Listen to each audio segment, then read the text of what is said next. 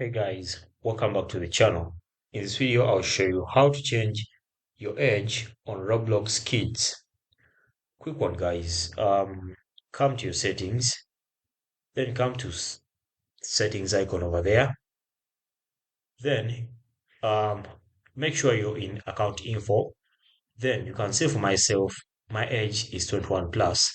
But if you want to change your age, click on this pencil-like icon just besides the birth date and then go ahead and edit your birth date. Make sure you edit it according to that age you want to change it to. Because when you change your birth date, obviously your Roblox age will change. So I'm doing some changes here. Then once you're done, tap on continue. And then once you tap on continue, your age will be updated. But before they update the age, they'll need to do a two-factor authentication over here, whereby they'll send a code on your email to confirm that it's you changing your age. So basically, that's it, guys. Thanks for watching. Like and subscribe.